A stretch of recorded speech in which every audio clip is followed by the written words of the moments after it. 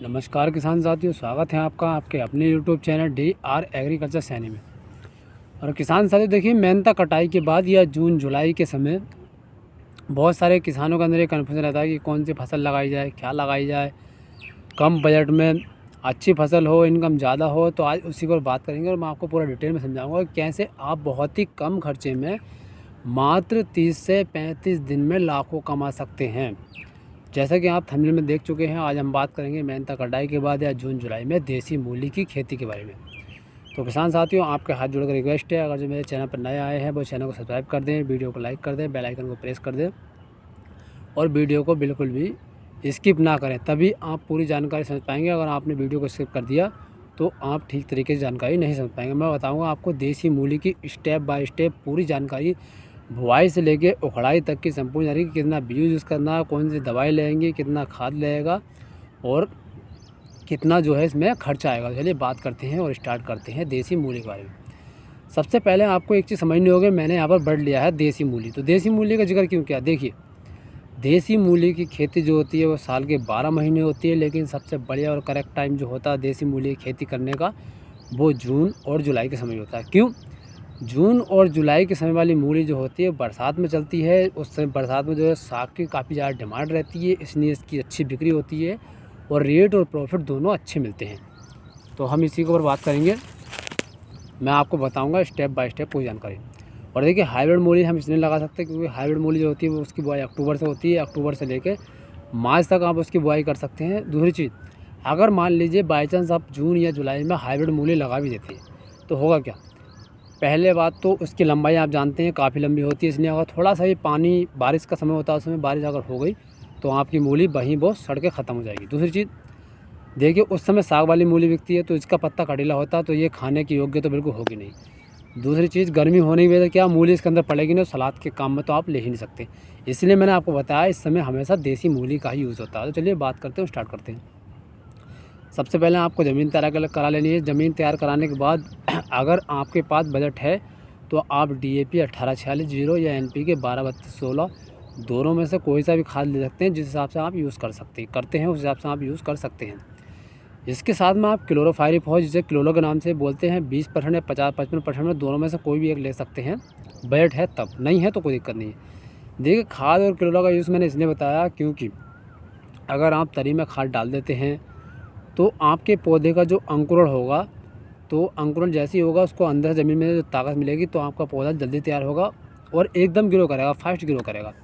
और नहीं डालते हैं थोड़ा स्लो स्लो चलेगा, बट दिक्कत कोई नहीं है, डालते हैं तो भी, नहीं डालते हैं तो भी। और क्लोरो का यूज़ किसान साथियों मैंने इसलिए बताया क्यों, देखिए जब हमारा जो पौधा होता है, जब उसमें अंकुरण होता है, वो जमता है, तो क्या होता है मिट्टी के अंदर छोटे छोटे सूक्ष्म जीव होते हैं, कभी कभी क्या होता है उसको काट देते हैं या खा लेते हैं। अगर आप क्लोरो का यूज़ करते हैं तो आप इस समस्या से बिल्कुल बच जाते हैं। चलिए, ये तो बात हो गई ज़मीन तैयार कराने के बारे में। अब आपको क्या करना, आपको आप समझ रहे होंगे बीज कौन सा। देखिए, बीज मैं आपको 3 कैटेगरी दे रहा हूँ, 3 क्वालिटी का बीज मैंने लिया है यहाँ पर। तीनों ही बेस्ट हैं, 35 से 40 दिन में आ जाती है। जो आपको अच्छी लगे वो आप लगा सकते हैं। सबसे पहले नंबर पर मैंने पहुजा का बीज लिया है, जो कि आपको यूज़ करना है 500 ग्राम बीघे से लेकर 750 ग्राम बीघे तक का जो है मूली का बीज यूज़ होता है। 1 बीघे के लिए बता रहा हूँ मैं आपको, आप जिस हिसाब से लगा रहे हैं उस हिसाब से आप यूज़ कर सकते हैं। तो सबसे पहले मैंने पहुजा का बीज लिया है, जिसकी MRP जो होती है 260 से आपको 300 रुपये किलो के बीच में आपको मिल जाएगा।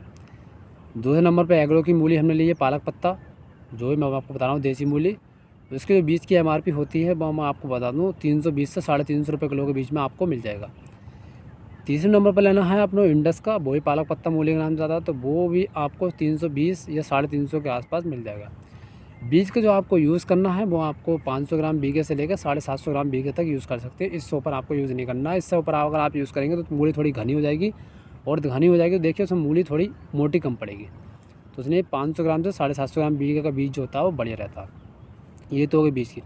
उसके बाद देखिए किसान साथियों, आपको ज़मीन का चयन करना आप ध्यान रखें, क्योंकि जून जुलाई में अगर आप मूली की खेती करते हैं, जाहिर सी बात है खेती के अंदर पानी भरेगा। क्यों? इस समय बरसात का टाइम होता है। ज़मीन का आपको यूज़ इस प्रकार से करना है कि आपकी जो ज़मीन हो, जो खेत हो, वो इस प्रकार से हो कि उसमें बारिश का पानी कतई ना भरे। क्योंकि अगर देखिए उस समय के बाद 3-3 4 दिन लगातार बारिश होती है, अगर आपके खेत में पानी भरेगा और उसका एक पर्याप्त निकास द्वार नहीं होगा तो आपकी मूली की खेती ख़राब हो सकती है। इसलिए आपको पर्याप्त निकासी रखनी है, जो कि पानी अगर बारिश का भर भी रहा है तो वो तुरंत निकल जाए। ये तो बात हो गई ठीक।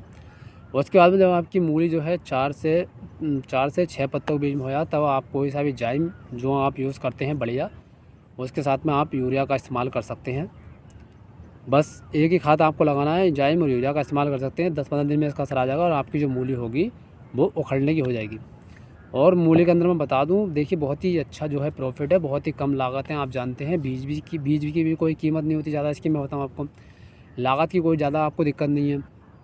बस आपको इतना करना है, जब आप बुआई कर रहे हो, बोने के बाद में आपको क्या करना है, पेंडामेथिलिन का यूज़ करना है, जिससे कि आपके खेत में कोई भी खरपतवार न जमे। तो अगर आप पेंडामेथिलिन का यूज़ करते हैं तो मोथा के अलावा आपके खेत में कोई भी खरपतवार नहीं जमेगा, जिससे आपको कोई भी मूली करने में कोई भी दिक्कत नहीं होगी।